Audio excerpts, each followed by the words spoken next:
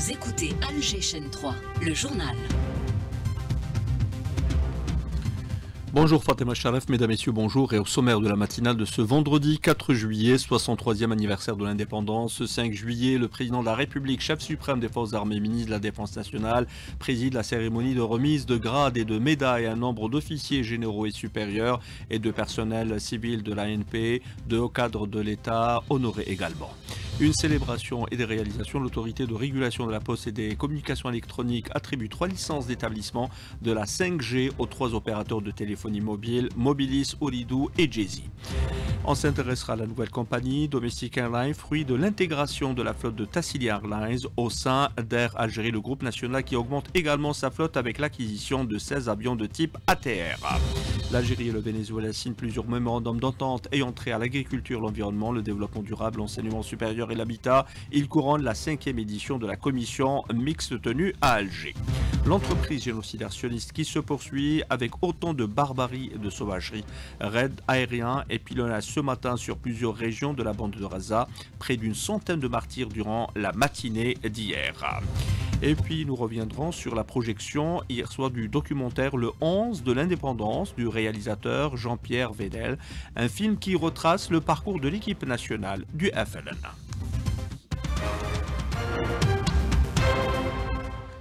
Mesdames, Messieurs, bonjour. L'Algérie célèbre demain, 5 juillet, le 63e anniversaire du recouvrement de son indépendance. À cette occasion, le président de la République, chef suprême des forces armées, ministre de la Défense nationale, Abdelmajid Tebboune, a présidé hier au Palais du Peuple la cérémonie annuelle de remise de grades et de médailles à des officiers supérieurs et des personnels civils assimilés de l'armée nationale populaire. Cette cérémonie, marquée par la remise par le président de la République de grade de général de corps d'armée au commandant des forces terrestres, Mostafa Smaili. Le chef de l'État a également remis le grade de général-major à des généraux et le grade de général à des colonels de l'ANP. Des officiers supérieurs et des personnels civils ont également été décorés de médailles. Le président de la République a décerné la médaille de l'ordre du mérite national au rang Achir au directeur général de la Sûreté nationale, Ali Badawi, ainsi qu'au président, directeur général de Sonelgaz, Morad Adjel. Et dans une allocution prononcée à cette occasion, le général d'armée, Saïd Chengriha, chef d'état-major de l'ANP, ministre délégué auprès du ministre de la Défense nationale, a rendu hommage au président de la République pour avoir organisé cette cérémonie devenue désormais une tradition et qui témoigne de l'intérêt qu'il porte au cadre de l'ANP. J'ai l'honneur en cette heureuse occasion, Monsieur le Président de la République, chef suprême des Forces armées, ministre de la Défense nationale, en mon nom personnel et au nom de tous les éléments de l'Armée nationale populaire, je tiens à vous présenter mes plus sincères remerciements et considérations pour avoir présidé la cérémonie de remise de grades et de médailles au cadre de l'ANP. Cette cérémonie, devenue désormais une tradition, témoigne de l'intérêt que vous accordez au cadre et personnel de l'ANP, ce qui est sans aucun doute une source de motivation pour redoubler d'efforts, de détermination et de persévérance et contribuer ainsi au renforcement de nos forces armées. Cette cérémonie qui coïncide avec les festivités marquant le 63e anniversaire de l'indépendance et du recouvrement de la souveraineté nationale est source de fierté et de reconnaissance au legs et au serment de nos martyrs. L'organisation de cette heureuse cérémonie dans le cadre des festivités du 63e anniversaire de l'indépendance et du recouvrement de la souveraineté nationale est un haut sentiment de fierté à l'égard de nos glorieux aïeux et suscite en nous un haut sentiment de triomphe, de liberté et d'allégeance totale à l'Algérie souveraine. Nous accomplissons à travers cette commémoration chère à tout patriote un devoir de reconnaissance, de loyauté et de considération au vu des sacrifices de nos valeureux martyrs et héros, et nous nous recueillons à la mémoire de ceux qui se sont sacrifiés et ont préservé le legs et respecté le serment et les nobles valeurs qui ont façonné notre identité nationale, et nous continuerons à veiller à les incarner en réitérant notre serment à l'égard de la nation et du peuple. La cérémonie organisée à cette occasion s'est déroulée en présence de hauts responsables de l'État, de membres du gouvernement, d'officiers supérieurs de l'ANP, ainsi que de personnalités nationales et de Moudjahidines. À l'occasion des festivités toujours marquant le 63e anniversaire de l'indépendance du pays, le ministre des Moudjahidines et des ayants droit, Laïd Rabiga, a présidé une cérémonie dédiée aux grands invalides de la guerre de libération nationale. Cet hommage a vu la présence de plusieurs cadres de l'État, un événement d'une haute portée symbolique. On écoute à ce propos les personnes honorées. ما شاء الله من اي حاجه متوفره هذا الدوله قايمه بنا ما شاء الله تلهت معنا الدوله يعني هذا تكريم حاجه مليحه داروها يتفكروا هذا الناس كل وزير المجاهدين واللي كاع ساهموا في هذا التكريم اللي شكرا لكم. احنا قلنا نموتون ويحيى الوطن احنا استخلينا واش نعاوزوا المجاهد احنا مجاهدين من اجل تحرير البلاد. Des propos recueillis par Ebtihal Addoun, une célébration et des réalisations, une nouvelle étape visant à ancrer un modèle numérique à même de faire de l'Algérie une plateforme numérique régionale. Nous parlons de la 5G. L'autorité de régulation de la poste et des communications électroniques a attribué hier 3 licences d'exploitation de réseaux de communication électronique mobile ouverts au public de 5e génération aux 3 opérateurs de téléphonie mobile, Mobilis, Ooredoo et Djezzy. L'entreprise Mobilis est arrivée en première position, suivie de Ooredoo en deuxième position et de Djezzy en troisième. Hakima Kamel pour les précisions. L'attribution des licences d'exploitation de la 5G a eu lieu hier, Mobilis en tête de liste de la meilleure offre financière pour son déploiement, Ooredoo puis Djezzy. Le lancement est prévu de façon graduelle dans 3 mois. Ali Zerouri, ministre de la Poste et des Télécommunications. Ce ne sera pas le même package, le même prix que la 4G, ce qui est normal parce que c'est une autre technologie destinée à des besoins différents que celle de la 4G. C'est que la 4G, elle a des champs d'application différents. C'est pas fait pour aller vers juste Facebook et YouTube ou d'autres plateformes, des OTT, ce qu'on appelle, mais surtout pour les industries 4.0, pour l'agritech, la santé, pour les smart cities, pour moins de latence, plus de débit. On est sur une phase de transformation digitale nationale et la 5G, ça sera un vecteur donc qui va permettre d'aider cette transformation, en fait, l'accélération de la transformation digitale du pays. Le président de l'autorité de régulation des télécommunications rappelle les critères clés qui ont permis le lancement de la 5G. Mohamed Hannachi. Il faut savoir que le cahier des charges a été élaboré par les pouvoir public, à savoir le ministère de la Poste et des Télécommunications. Après avis et consultation de l'autorité, plusieurs conditions, notamment techniques. Tout ça sous le sceau de la conformité, de la cohérence des offres, aussi bien techniques que commerciales. Sur le plan financier, il y a tout un plan de financement et d'investissement sur l'échéance qui est arrêtée. Il y a eu un prix plancher qui a été décidé par les pouvoirs publics, qui est de 15 milliards de dinars. Les premiers tests effectués avec succès, les opérateurs lanceront leur offre par étapes pour toucher 8 wilayas, des secteurs également clés comme la santé ou l'agriculture et l'industrie, avant leur déploiement au grand public. En parallèle, l'industrie de la téléphonie 5G se prépare pour offrir des produits, des smartphones à des prix abordables. Et à propos de réalisation toujours, Air Algérie renforce son réseau domestique avec la création sur instruction du président de la République d'une nouvelle compagnie, Domestic Airlines, fruit de l'intégration de la flotte de Tassili Airlines au sein d'Air Algérie, le groupe national qui augmente également sa flotte avec l'acquisition de 16 avions de type ATR. La réception des appareils débutera en juin 2026 à raison d'un avion par trimestre. Montant de l'investissement, plus de 420 millions de dollars, Maïssa Ismail. La création de la compagnie Domestic Airlines a été décidée par le président Abdelmadjid Tebboune lors de la réunion du 12 mars dernier. Elle reprend les moyens humains et matériels de Tassili Airlines qui lui cède ses lignes domestiques. Le ministre des Transports, Saïd Sayoud.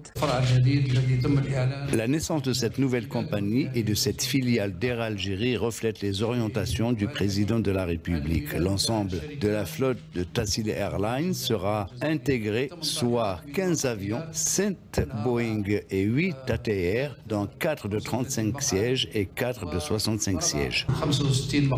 Le PDG d'Air Algérie, Hamza Ben Hamouda, a tenu à rassurer les passagers et le personnel de Tassili Airlines quant à cette transition. Tous les engagements contractuels de Tassili, que ce soit avec des institutions, que ce soit avec des entreprises, ou que ce soit vis-à-vis de passagers qui ont acheté leurs billets. Alors nous préservons ces créneaux horaires sur les destinations préalablement desservies par Tassili. Concernant l'acquisition des 16 nouveaux ATR, le vice-président commercial du constructeur européen, Alexis Vidal, a souligné que ces appareils offriront de nombreux avantages aux passagers algériens. Nous sommes ravis d'apporter ces nouveaux ATR dans le projet avec une nouvelle cabine, des sièges plus larges, des compartiments bagages plus volumineux, un nouveau système de gestion du conditionnement de l'air et par ailleurs la dernière génération des moteurs qui apporte une réduction des coûts de maintenance, une réduction de la consommation carburant. Avec la création de Domestic Airlines et l'acquisition de ses 16 ATR ainsi que les récentes commandes de Boeing et d'Airbus, Air Algérie disposera bientôt d'une flotte de 100 avions.